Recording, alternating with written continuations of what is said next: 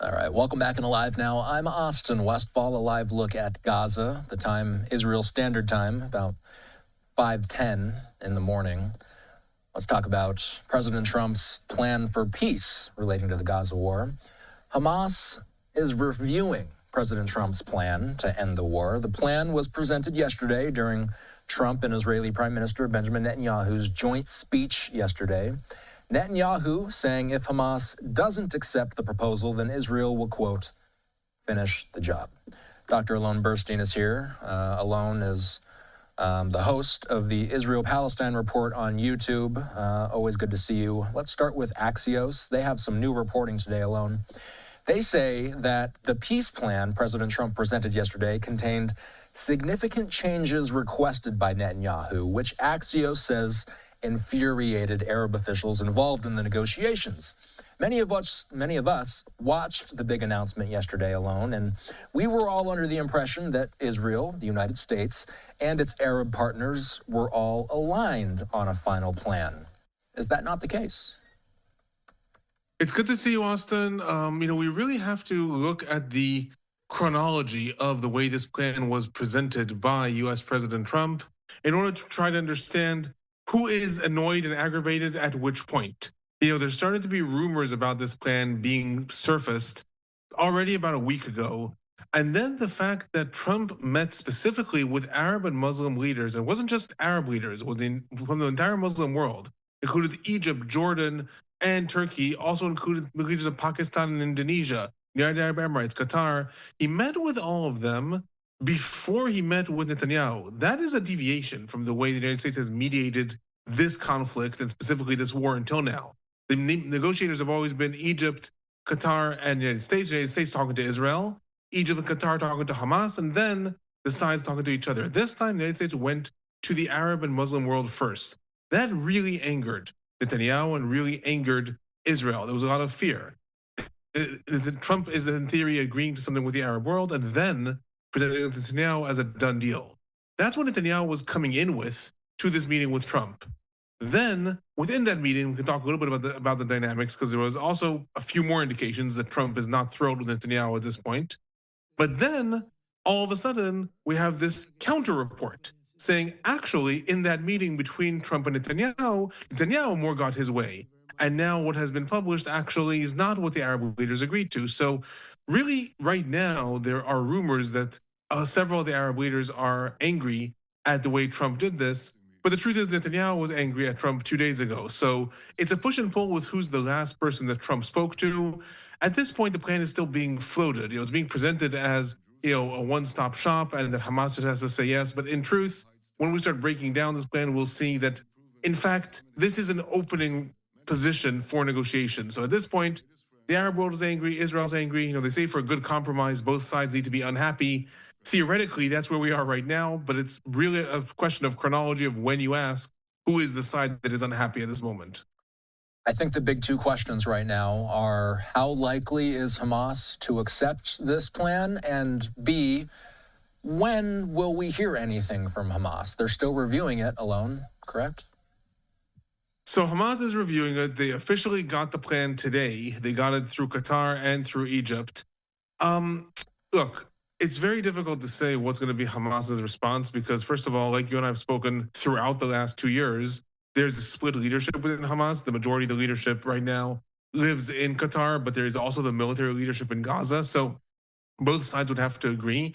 There are rumors that are surfacing that the leadership in Gaza has given the okay to the external leadership, saying we'll go along with this if you think so, if you think we should.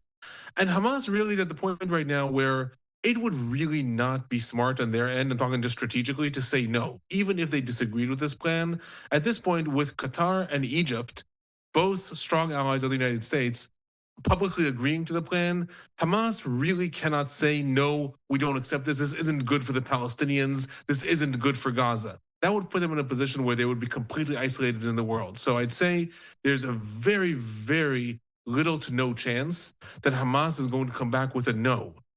It's more likely that Hamas is going to come back with a, okay, we accept this, but here are our revisions. And then the question is going to be, how big are those revisions? Like I said, within the plan, there are things that objectively need to be negotiated. The plan is a comprehensive plan, but it says a lot of vague things of what should happen, and they need to be negotiated. Even if Hamas were to come back today and Israel would come back today and both say we agree, this can't be implemented in the next 72 hours. It needs to be negotiated. So Hamas, I'm guessing, will come back with revisions. The extent of those revisions, if it's really negotiating technicalities or if it's a revamping, is going to determine then Trump's response. Is Trump going to look at this as, okay, they've agreed, but they want some changes, just like Netanyahu agreed, and now we just learned from Axios want some changes, that's okay? Or is it, well, they agreed, but they really did not agree? Now, in terms of the timetable, in the initial plan, one of the major criticisms that was surfaced immediately is that there was no timetable for Hamas to actually give an answer. The plan says in it, in a very strange way, I'll say, that it will go into effect, the hostage release, 72 hours after Israel publicly agrees to the plan. It didn't say Hamas has to agree. So Israel had to agree, and then hostages would be released. But of course, Hamas has to release the hostages. That was one of the points that was very unclear in the plan. Today, Trump came out and said, we will give Hamas 3 to 4 days in order to answer. That also is a bit of a vague deadline, and that also tells me the way Trump is looking at this. He's not saying you have 72 hours or, again, the gates of hell, things that he's talked about in the past. Now it's 3 or 4 days. That's more of an indication. Take your time, come back to me with a positive answer. Don't say, well, I gave you an impossible deadline. That's my guess. So, and again, we have a 20-point outline that was released by the White House yesterday. It was put on social media with this map attached to it. You did a live stream on your YouTube channel yesterday where you went over all 20 points of this 20-point plan. Point number 6 stood out to me. It says, once all hostages are returned, Hamas members who commit to peaceful coexistence to decommission their weapons will be given amnesty. Members of Hamas who wish to leave Gaza will be provided safe passage to receiving countries. Who might be the receiving countries? So, this seems very unrealistic on the one hand. On the other hand, like I said yesterday, it's not unheard of. There are lots of cases where terror groups have come to an agreement with different countries to go through a process of what's called DDR, de-radicalization, decommission, and rehabilitation. What that means is that the armed factions agree to lay down their arms, and then they're given amnesty. So you lay down your arms, but you do that on condition you're not going to be persecuted, executed, or arrested. And in turn, the other ones that do not lay down their arms, but also are not permitted, so to speak, to stay fighting, go into exile. In this case, there could be a plethora of countries that would agree to accept Hamas fighters as, just refugees, so to speak. Anyone from Jordan to Qatar, possibly Turkey, possibly Iran, maybe even Iraq. I suspect the United States will try to pressure Iraq into maybe accepting them.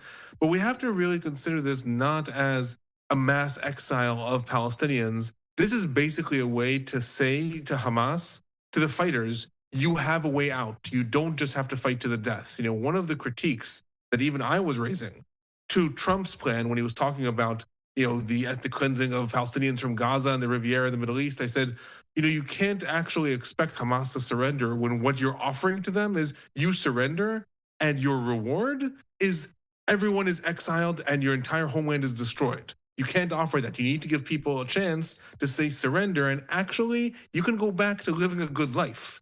So that's what that clause 6 is trying to say. It's trying to say, look, Hamas fighters, you have a way out. It might be in your interest actually to do this. You're fighting with Israel, an endless war. It might be in your interest. You will be able to be given amnesty or go into exile as a way to say, if you don't want to commit to peaceful coexistence, then you'll have to go into exile. Of course, I will also add, this has come under heavy criticism already from, I'll say, more cynical commentators, but also a lot of politicians that are saying, well, hold on, this is Hamas. Hamas is a designated terror organization, carried out the October 7th attack, has a long history of, let's just say, not being friendly to Israel. The idea that they will pledge to peaceful coexistence and then the fighters will be allowed to stay, the weapons will be taken away, but they'll just stay based on the fact that they pledged to live in peaceful coexistence is somewhat being ridiculed by some of the more cynical commentators also. That said, I understand where that's coming from. I understand that it's coming from this idea that you can lay down arms and disarm, but will it actually come to the fold, and will there be any level of trust between Israelis and these Palestinians who used to be Hamas fighters, maybe participating on October 7th, now commit to peaceful coexistence, that's already a stretch, I would say.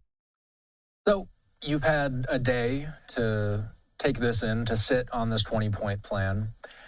I had a question about point number 6. What are your main questions about the proposal? You say there's a lot of vague language in there. What are your top questions at this point?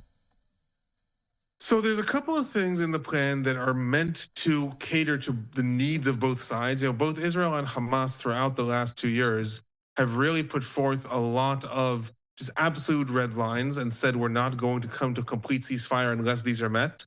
And there's also the factor of the pressure of the Arab world, the different Arab states that also came to Trump and said, we're not going to agree to endorse this unless you add clauses A, B, and C. Among others, there are some facets in the plan that sound like they are hashed out, but in fact, they really are not. In my opinion, chief among them is the question of Palestinian prisoners that will be released.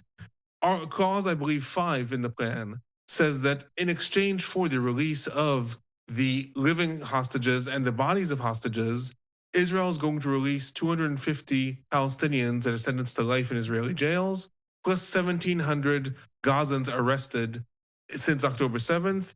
And it says, including all women and children. That wording is extremely vague. Are we talking about all women and children arrested in Gaza since October 7th? All women and children also arrested in the West Bank? It's a lot of Palestinian prisoners. The 250 prisoners that are sentenced to life in Israeli jails.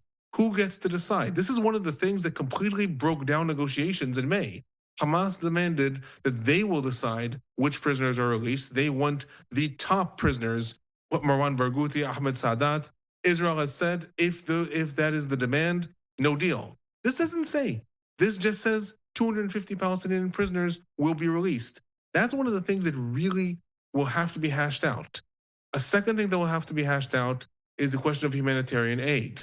The plan also says there will be a substantial increase in humanitarian aid and that this will be distributed through the United Nations mechanisms. That includes UNRWA, the United Nations Relief and Work Agency. That's the main UN mechanism in Gaza. Israel has refused to work with it. It has said that they are essentially allies with Hamas. The plan does not mention the Gaza Humanitarian Foundation that Israel and the United States have poured millions of dollars into. What happens there? So those are some of the things that I'll say could be implemented, but still require a lot of negotiations. There's 2 more things that are really big. I'm going to pause for a minute and let you ask a question because I see you taking a breath. Please, no, could keep on going, Alon. So there's 2 more things that are really big when it comes to trying to understand where this would be going. One is the fact that there has been a lot of talk throughout the war that possibly the way forward for the famous day after will be that a multinational force made up of the quote unquote moderate Arab states will send their security details into Gaza, that it will be the United Arab Emirates, possibly Saudi Arabia, talk of even Qatar that might send their forces into Gaza. This plan relates that explicitly. It says that there is going to be an international transitory force that is going to be made up of these different Arab states. But it is not clear, first of all, what is going to be their job. Are they going to provide security for the Palestinians? Does that mean that if there's a flare up with Israel, they're defending the Palestinians? Are they going to actually, though, alternatively be an arm of Israel and the United States or the United Nations in order to hunt down Hamas? It doesn't say what they're going to be doing. It just says that they will come into areas that the Israeli military will evacuate. It also says that they are going to train Palestinian police officers that will be vetted and that will be trained by Egypt and Jordan. But it is very unclear who gets to decide their vetting. Israel is going to demand, Israel has said for years, that the Palestinian police force in the West Bank ends up being made up of radicals that can turn to terrorism. Who gets to decide? So the position of that force is something that could be implemented. It's been spoken about for years, but its actual deployment, like going from point A to point B, from the idea that the Israeli military has said it is going to hunt down Hamas to the death, take over the entire Gaza Strip. I don't need to remind everyone how many people have been killed, how many bombs have been thrown into Gaza, to now just say, oh, the IDF is going to withdraw and an international force is going to take hold and everyone will be happy. It's a long step. until everyone is happy and what actually happens. But the last thing that I want to mention before, again, I let you take a breath, the last thing that I want to mention is a clause that has been overlooked, I feel. And it's something that not a lot of people have spoken about. But when I was looking over this yesterday, that stood out to me the most. And it's clause number 17 in what was published in this deal. And it says as follows, very short. In the event Hamas delays or rejects this proposal, the above, including scaled up aid operations, will proceed in the terror free areas handed over from the IDF, the Israeli Defense Force, to the International Stabilization Force. That, to me, is the most glaring standing out statement because that says that what Trump is pushing for is not actually contingent on if Hamas says yes or no. Theoretically speaking, this idea that in the areas that the IDF has purged of terrorism, the military will withdraw, the Israeli military, and this international force will come in, and there'll be a scale of humanitarian aid. This clause says, in the event that Hamas delays or rejects this proposal, that's going to go through. Now, I will say, I'm not an expert in international law. I'm a political scientist. So the fact that this has not been not more people are talking about this, I find surprising because if in fact that's taken seriously, all these deals, right? Trump and Netanyahu could get on the phone and decide to forget it. If this is taken seriously, that to me is the biggest game changer because what the United States is doing then, it is saying to Israel, it's time to start moving towards the end of the war. Whether you have defeated Hamas or not, whether Hamas has agreed to this, whether hostages are released, it's time for you to start handing over the territory to someone else and to be moving on. That to me is the big headline. And I'm looking at number 17 right now. What would be the terror-free areas? Another question that has to then be decided upon. You know, if we pull up the map, usually I have my maps behind me, but not today, unfortunately. So if we pull up the map, so what this map is showing right now is the different areas of control that the Trump plan envisions. But what's important to look at is the first most internal blue line. The most internal blue line right now is the area that the IDF does not control between the blue line and the sea. All the other areas of the Gaza Strip, where there's the yellow line, the red line, all those areas are under IDF control. And theoretically, the military is already purging Hamas from those areas. Within the blue line, between the blue line and the sea, that is the areas that the IDF still has not taken over. So in theory, the terror-free areas are the areas that the military has taken over, has destroyed Hamas's infrastructure, and has said, okay, from now on, this area is declared free of Hamas. But at the same time, who declares that and when? I said that these areas are controlled by the IDF. There is ongoing fighting in the rest of the Gaza Strip, even the areas outside that blue line, every day. Northern Gaza, the areas of Sajaiya, right in the corner of the red line. Southern Gaza in Rafah and Khan Yunis. So theoretically, those areas are supposed to be purged of Hamas, and then they'll be handed over. This plan says once they're purged of Hamas, hand them over. But who decides that? Should that be now? Should that be later? So that's just in terms of what are the terror-free areas. Theoretically, it's after Israel has finished taking care of Hamas in those areas. It should hand those areas over, i.e., stop just controlling them in sort of a vacuum right now where no one's in control, but hand them over to someone else. The rest of the lines are supposed to be a staged withdrawal, and that's part of if Hamas agrees and how this happens. But that's in terms of what the terror-free zones are. Again, the big question, who decides that? Israel? Trump? I imagine he thinks that he will decide that because he's the one who's put forward this plan and compelled Israel to agree. So how that's decided, though, is still a big question. My final question for you is, let's say Hamas either turns the proposal down or they do delay. The IDF has said, since the beginning of the war, it intends to eliminate Hamas. How do we know when that's been achieved? So the IDF has come under a lot of criticism externally, but also internally within Israel over the fact that it repeatedly keeps on declaring that the Hamas battalions in the different areas have been defeated. It declared back in June of 2024 that the Hamas battalions in Khan Yunis had been defeated. Yet there was a complete second wave of fighting in Khan Yunis towards the end of September, and they said, well, the units have rebuilt. Similarly, in northern Gaza, the IDF declared that the Gaza battalion had been defeated in January of 2024. Right now, that's where the IDF is fighting, and Hamas has rebuilt. So in theory, Hamas keeps on rebuilding wherever the IDF declares that they are destroyed. Something that we've talked about very frequently is what is total victory over Hamas? Is it Hamas actually collapsing as a government? We're seeing some flashes there now in the sky in Gaza. What is total victory over Hamas? Is it Hamas collapsing in terms of the government collapses and they're no longer in power?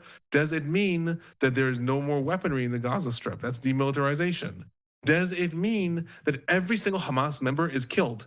We don't know. What we do know is that the military has openly said two things. One, if there is no deal, it intends to push forward into Gaza City and to gradually take over the different territories and to continue to purge Hamas to the extent that it is managing to do in Gaza City and then in the central camps. But a second thing the military has said is it desperately does not want to do that. It has constantly said to the Israeli government, try to come to a deal first. The hostages are likely held in those areas. We don't want to go in and fight while the hostages are there. First, come to a deal, then figure out what is the next thing that we should be doing. So both those things are being said by the military. And theoretically, if Hamas rejects this, then that's supposed to go forward.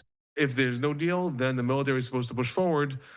But one of the things we're seeing, again, if we read between the lines of the meeting between Trump and Netanyahu, Trump is starting to, I suspect, feel that he does not want to support this war in an endless capacity. He might give Israel all the backing that he thinks he should give, but he wants to know where this is going. And where seemingly that broke was in that assassination attempt that Israel carried out in Qatar. On September 9th, Israel tried to carry out the assassination attempt. According to reports, Trump was furious and felt betrayed.